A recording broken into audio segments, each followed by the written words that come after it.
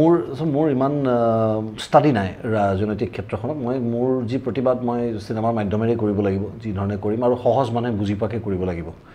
cinema art and কালচাৰৰ হেতুৱে মূল উদ্দেশ্য যে যিখন দেশত শিক্ষিত মানুহৰ সংখ্যা কম ফলক এখন তেওঁলোকে পঢ়িব নোৱাৰে তেওঁলোকক আমি আকাৰে ইংগিতে বুজাবলৈ চিনেমা সুন্দৰ মাধ্যম কিন্তু কথা হৈছে যে মই ইমান নাজানো ক'ত কি বৃদ্ধি হৈছে মোক যদি সঁচাই সোধে মই আলুৰ দাম কিমান এতিয়ালৈকে মই সেইটোৱে নাজানিম চাগে কাৰণ মই বজাৰ কোনোদিন নকৰোঁ গতিকে সঠিকভাৱে মই এতিয়া ক'ব নোৱাৰিম কিন্তু কথা হৈছে যে মোৰ কথা ইমানখিনিয়ে যে যিদিনাখনি মই এই কথাটোৰ বিষয়ে গম পাম যে এনেকুৱা হৈ আছে মোৰ জাতিটোৰ মই কিন্তু অন্তত মাত এষাৰ মাতিম জানি ল'ম সুধি ল'ম নাজানা কথাটো জানি পেলাই ক'ম এতিয়ালৈকে মই যিকেইটা সমস্যা দেখিছোঁ ইমান বিশ্লেষণ কৰিব পৰা মোৰ ক্ষমতা নাই কিন্তু ইমানখিনি যিটো দেখিছোঁ যে আনএমপ্লয়মেণ্টৰ সমস্যাটো কিন্তু সঁচাকৈ বৰ সাংঘাতিক ভয়ংকৰ স্থিতি হৈছে কাৰণ ল'ৰা ছোৱালীবিলাকে পঢ়া শুনা কৰি গৈয়ে আছে আশা কৰি গৈয়ে আছে যেদিন চাকৰি হ'ব কিবা হ'ব যিখিনি মানুহে ঘোষ উৎকোচ দিব নোৱাৰে তেওঁলোকে চাকৰি পোৱা নাই তেওঁলোকে এতিয়াও সেই শিক্ষিত ল'ৰা ছোৱালীবিলাকে এতিয়াও সেই ক'ৰবাত গাড়ী চলোৱা গাড়ী চাফা কৰা কামেই কৰি আছে তো এইটো ক্ষেত্ৰত কিন্তু চৰকাৰে খুব এটা মন দিবলগীয়া কথা পোষ্ট নতুন ক্ৰিয়েট কৰিব লাগে আৰু এই বিনামূলীয়া খাদ্য দি থকা বা বস্তুটো অলপমান বন্ধ কৰিব লাগে সেইটো বস্তু কৰিলে কিন্তু জাতিটো আমাৰ আৰু এলেহুৱা হৈ যাব ভাল কামৰ নামত কিছু ক্ষেত্ৰত ৰাস্তা ঘাটবোৰ ভাল হৈছে সেইটো মই ক'ব লাগিব আৰু তাত বহুত ধৰণৰ ভুল ত্ৰুটি ৰৈ যায় প্ৰত্যেকখন চৰকাৰৰে ৰৈ যায় মই এইখন চৰকাৰৰ দুটা বস্তু বেয়া পাওঁ এইটো ক্লিয়াৰ কাট কৈছোঁ এটাটো মই এমপ্লয়মেণ্টৰ যিটো সমস্যা তেওঁলোকে যিটো তেওঁলোকৰ এজেণ্ডাত আছিলে সেইটো তেওঁলোকে মিট আপ কৰিব পৰা নাই সেইটো আৰু মই কোৱাৰ কোনো প্ৰয়োজন নাই আৰু দ্বিতীয় মূল্যবৃদ্ধি যিটো হাৰত বস্তুৰ দাম বাঢ়িছে তো মই নাভাবোঁ যে 15,000 টকা দৰমহা পোৱা মানুহ এজনে চাগে এটা মাহৰ ভিতৰত এদিনো ছাগলী মাংস খাব পাব গতিকে সেই ধৰণে যেতিয়া এজন মানুহক অপমান কৰা হয় বুলি কওঁ মই আচলতে যে প্ৰত্যেকটা বস্তুৰ যে দাম বাঢ়ি বাঢ়ি গৈ আছে এইটো কথা ক'লে বহুতে বেয়া পায় কিন্তু সেই হিচাপত কিন্তু উপাৰ্জনবোৰো বাঢ়া নাই আকৌ গতিকে এই দুটা ক্ষেত্ৰত কিন্তু মই এই চৰকাৰখনক মই এই দুটা কথাত বেয়া পাইছোঁ আৰু তৃতীয় কথাটো হৈছে যে চিনেমা মেকিঙৰ ক্ষেত্ৰত আমি যিবিলাক সমস্যাৰ সন্মুখীন হৈ আছোঁ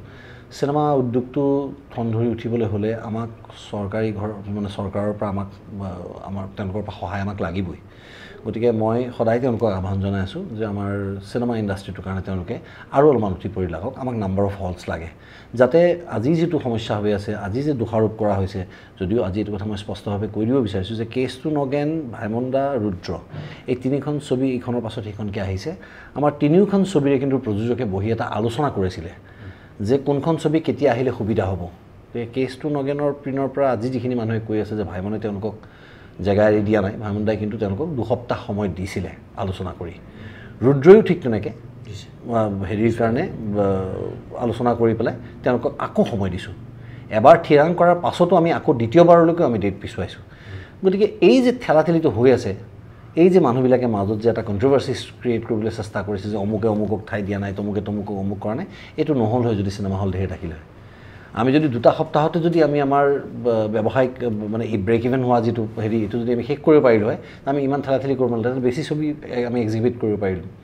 এতিয়া আমি বছৰটো যিমান পাৰোঁ তাতকৈ বেছি কৰিব পাৰিলোঁ হয় গতিকে এই ক্ষেত্ৰত তেওঁলোকৰ পৰা মই এইটো কথা আকৌ এবাৰ মই এই মঞ্চৰ পৰাই মই আহ্বান জনাইছোঁ তেওঁলোকে আমাক ছবি উদ্যোগটোৰ কাৰণে অলপমান কাম কৰি দিয়ক মোৰ ঘৰখনত মই যদি মোৰ যথেষ্ট টকা আছে ধৰি লওক আমি মোৰ যথেষ্ট টকা আছে মোৰ আজি পকেটৰ পৰা ইয়াত 500 টকা 1000 টকা পৰি গ'ল তাত 500 টকা দলিয়াই থলোঁ ইয়াত টেবুলত থৈ দিলোঁ তো মোৰ ঘৰলৈ পাৰ্ট টাইম কাম কৰিবলৈ অহা মানুহগৰাকী যদি তাৰ পৰা পইচা চুৰ কৰি লৈ যায় তেখেতক চোৰ কোনে বনালে মই বনালোঁ মই কেয়াৰফুল নহয় তেখেত নিডি মানুহ তেওঁৰ পইচাৰ অভাৱ আছে অনাটন আছে দৰকাৰ আছে গতিকে তেওঁ মোৰ পৰা পইচা কেইটামান উঠাই লৈ যোৱাটোত তেওঁক যে লোভ লগালোঁ মই সেইটোত মই সমান্তৰালভাৱে দুখী মগনীয়া এজনক বাটত একো নকৰাকৈ কথা নাই বতৰা নাই মই ভগৱান বিশ্বাসী মানুহৰ কাৰণে দান কৰিব লাগে বুলিয়ে তেওঁক 20 টকা মই দি থাকিলে তেওঁক আজীৱন মই ভিখাৰী বনাই পেলালোঁ কৰ্মদক্ষতা তেওঁৰ আৰু কোনোদিন ওপৰলৈ আহিবলৈ সুবিধা নাপায়গৈ ঠিক তেনেকৈ বিনামূলীয়া দিয়া কোনো বস্তুৱেই ভাল নহয় বিনামূলীয়া মানেই এজন মানুহক ডিপেণ্ডেণ্ট কৰি পেলোৱা গতিকে সেইটো কৰাৰ ফলত আজি এনেই আমাৰ তাত খেতি বাতি থকা ল'ৰা এটাও গৈ পেলাই হায়দৰাবাদত সিকিউৰিটি গাৰ্ডৰ কাম কৰি বেছি সুখী কাৰণ কাম কৰি থকা সময় আহিলে কোনোবা এটা থিয় হৈ এনেকৈ দিব লাগে এফালে দৰ্জাখন খুলি দিব লাগে শুনে বাকী সময়খিনি মোবাইল পিটিকি থাকিব পাৰে কিন্তু সেই একেটা খেতি যদি কালি ৰিলায়েন্সে কৰোঁ বুলি কয় তাত কিন্তু টাই মাৰি তেওঁলোকে পথাৰত হাল মাৰিব যাব কিন্তু গতিকে এই যে ইণ্ডিপেণ্ডেণ্ট ৱে অফ লিভিং স্বাৱলম্বী হোৱাটো এই যে নিজে নিজে নিজৰ ব্যৱসায়টো নিজে মালিক হৈ থকাটোৰ যিটো মজা সেই মজাটো নাইকিয়া কৰি পেলাইছে লাহে লাহে গতিকে এই ধৰণৰ বস্তুবিলাক আচলতে বন্ধ হ'ব লাগে চৰকাৰৰ কাম এমপ্লয়মেণ্ট দিয়া বিনামূলীয়া চাউল দিয়া নহয়